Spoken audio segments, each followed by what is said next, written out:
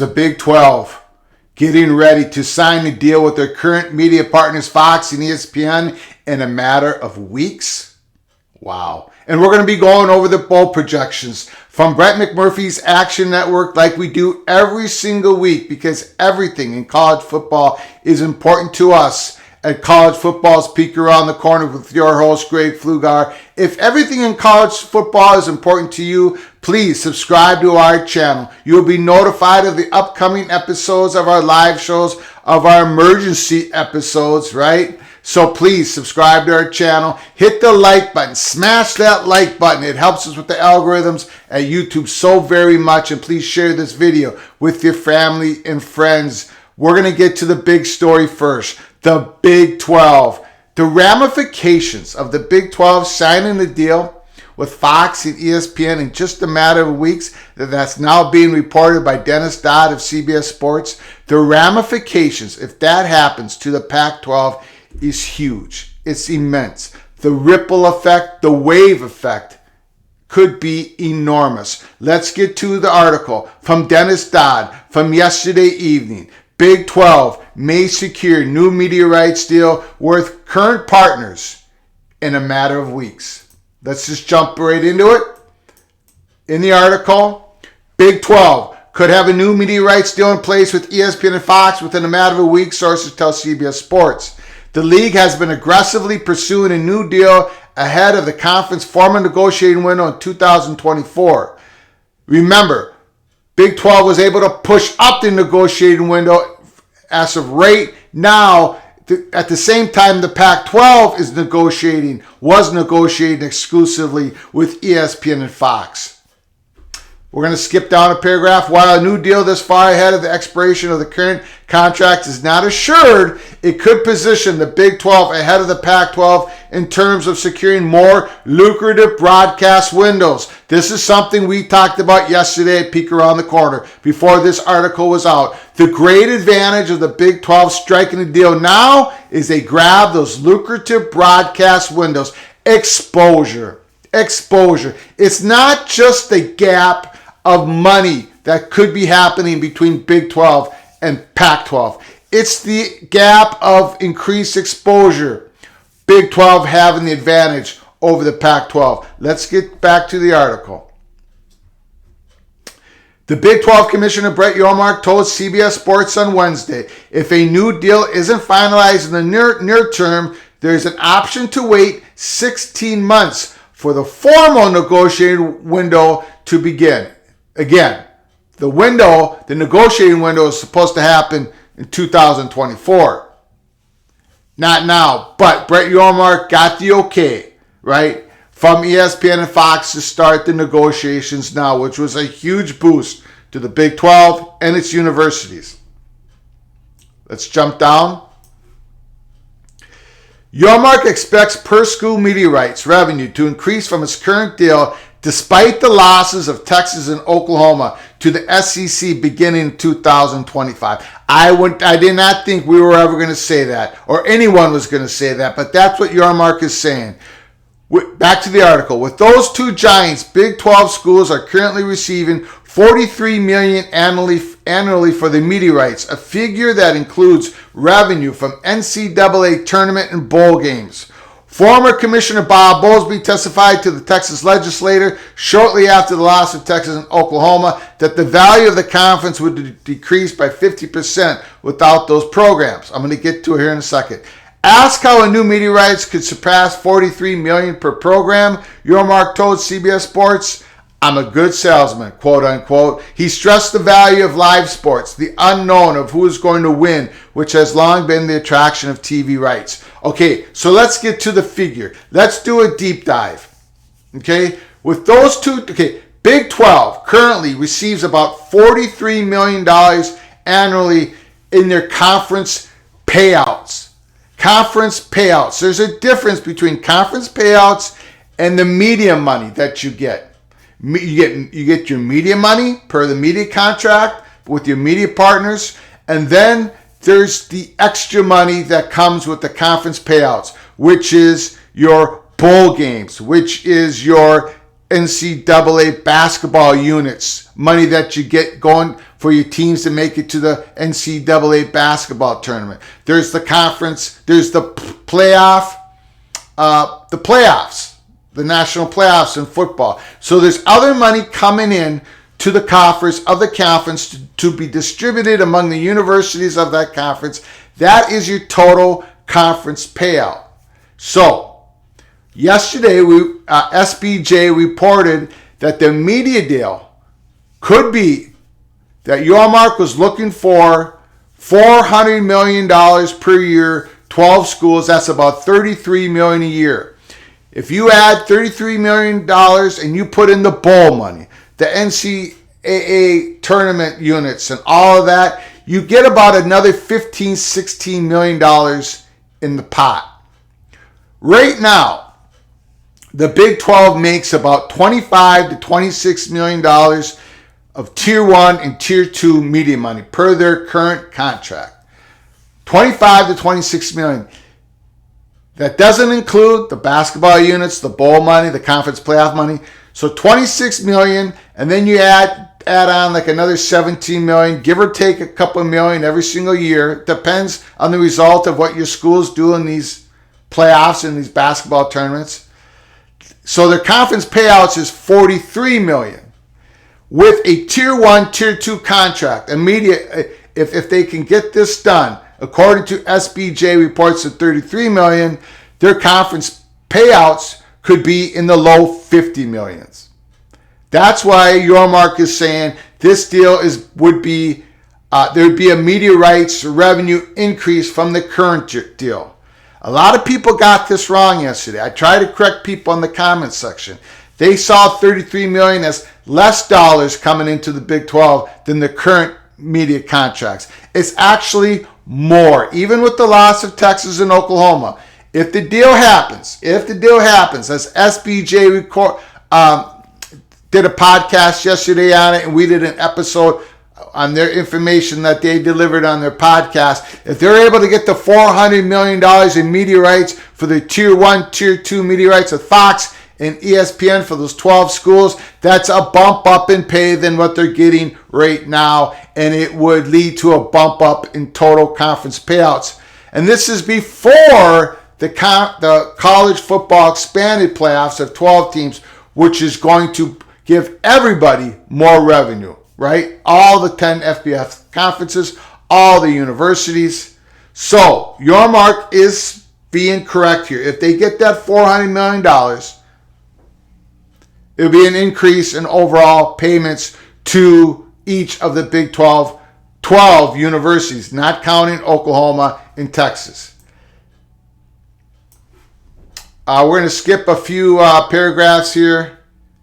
I don't believe in flat, Yormark said of his conference. We've got to go up. We've made a very compelling case. We're also selling a future vision. If you buy into my vision of where you're going to take this conference, how we nationalize, how we build our brands and partnership, then you'll hopefully get to a point where you rationalize the number that I need in order to do this deal. And it sounds like the number Yormark wants is $400 million per year, combination ESPN and Fox. Okay, so what are the advantages of the Big 12 going in, getting this deal done, and what are the disadvantages? Well, the disadvantages is if they wait 16 months down the road, maybe they can get more money in the open market, more bidders. But I wouldn't do that. If they get that $400 million figure, I would strike now, because again, they're going to get that lucrative windows, those time slots, more exposure over their competition, which is the Pac-12 in this case, in this realm, right? I would strike now. The advantage is now. Let's also look at what Bob Thompson, former Fox Sports president, what he had to say in a tweet just this morning. Not sure that anything is imminent for Big 12. Too early in process. But Pac-12 needs to get a deal done now to provide some stability to the conference, and they need to get it done before the Big 12. Otherwise, there may be some wandering eyes from a couple of corner schools. Absolutely. Absolutely. If the Big 12 gets this deal done, and remember, it's been reported on, ESPN and Fox seems to be willing to give them the pro rata clause in their contract where it's going to be easier for the Big 12 to expand if the right candidates come along. Arizona State, Colorado, Utah, right? So it's all coming together for the Big 12. If Yormark can get that $400 million number as SBJ reported yesterday. A lot of people on Twitter, for whatever reason, thinks if the Big 12 signs a deal now with ESPN and Fox, it's a sign of weakness. That's absolutely incorrect. For the Big 12 to have the option to be able to sign a deal with ESPN and Fox right now, it's a sign of strength versus the Pac-12's current position. Okay? Put your comments down in the comment section below the video. Let me know if Yormark gets that $400 million, which would be $33 million per school, media money, tier 1, tier 2, which means a little bit over $50 million for conference payouts at the beginning of the contract, which means it could reach $60 million per school conference payouts once the expanded 12-team playoffs get into effect. Let me know, yes or no, should Yormark strike and make that deal if he gets that $400 million? I say yes. Let me know what you think down below the video. Let's get to our weekly bowl projections. Here we go, real quick. Utah, Appalachian State, to be announced bowl. Bahama Bowl, Miami, Ohio, Florida Atlantic. The Trading Cure Bowl, the Duluth Trading Cure Bowl, that's Old Dominion and Ohio. Wasabi Fenway Bowl, East Carolina versus Duke. New Mexico Bowl, Wyoming versus Arizona. Arizona looking like they might make a bowl. LA Bowl, Washington State, Boise State. The Lending Tree Bowl, Georgia Southern with another big win last week versus James Madison. Up and down. Georgia Southern versus Liberty. Las Vegas Bowl, Mississippi State versus Oregon. And yes, the Duck fans are thinking much bigger right now than the Vegas Bowl. Frisco Bowl, Michigan State, BYU with that huge win last week against Wisconsin. Michigan State just might make that bowl game. Coastal Carolina versus West Virginia. Wow, that would be a fun game at Myrtle Beach. Conway, South Carolina, December 19th. Idaho, Potato Bowl, Buffalo, UNLV, Boca Raton Bowl, Memphis versus Toledo. New Orleans Bowl, UTSA versus South Alabama. Armed Forces Bowl, Air Force versus Texas. That'd be a good game. Independence Bowl in Shreveport, Louisiana. UTEP versus SMU. Gasparilla Bowl. UCF versus Miami. Miami got a much-needed win last week. San Jose State versus Western Kentucky in the Hawaii Bowl. Wisconsin in the Quick Lane Bowl. Who would ever thought Wisconsin would get the bottom Big Ten tie-in bowl game? The Quick Lane Bowl versus Ball State. And look what we have here. First Responder Bowl. Nebraska. Brett McMurphy Action Network still has Nebraska making a bowl game. It would be the first one in 5 years. Oregon State Beavers versus the Nebraska Cornhuskers. Birmingham Bowl, UAB versus Georgia Tech. North Texas versus Troy. Guaranteed Rate Bowl, Iowa versus Baylor. Military Bowl, Louisville versus Cincinnati. The Liberty Bowl, the Kansas Jayhawks. They need one more win to be bowl eligible. Kansas versus South Carolina. And the Holiday Bowl, North Carolina versus USC. Oklahoma, Texas A&M, and the Texas Bowl. Pinstripe Bowl, North Carolina State. Penn State with a big loss against Michigan last week. Wake Forest, Texas. Wake Forest has only lost one game. Cheez-It Bowl, very close game to Clemson. That would be a fantastic bowl. Kansas State versus Utah and the Alamo Bowl. Utah still has dreams of getting to the Rose Bowl. The Mayo Bowl, Pittsburgh, Maryland. Tigers Sun Bowl, Florida State, Washington. The Gator Bowl, the Florida Gators versus Notre Dame Fighting Irish. In the Arizona Bowl, Eastern Michigan, San Diego State. That's been the projections for the last month. In the Music City Bowl, the Gophers versus the Razorbacks.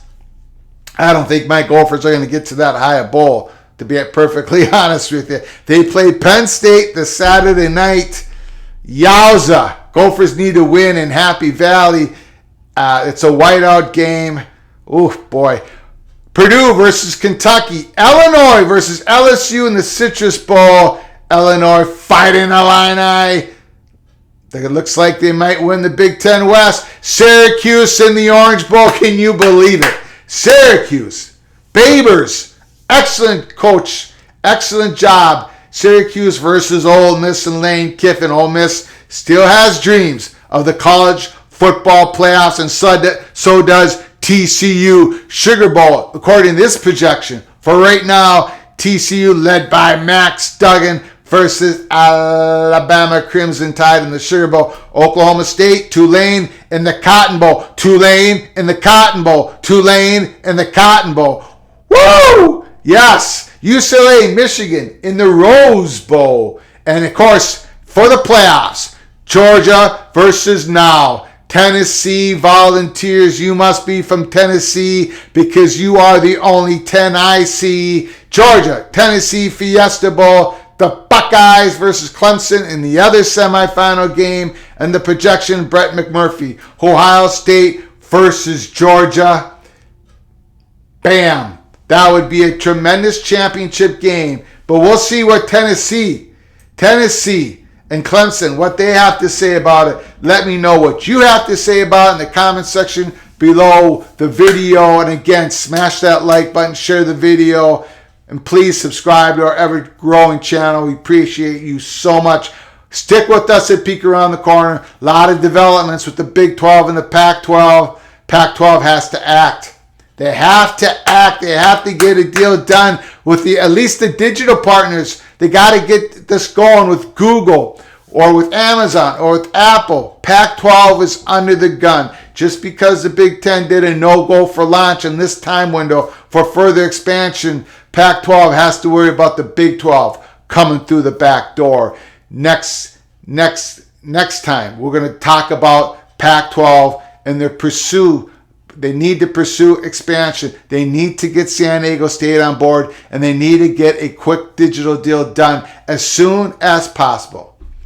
But until next time, from all of us at Peek Around the Corner to all of you, please, you all take care of each other. Thank you so very much.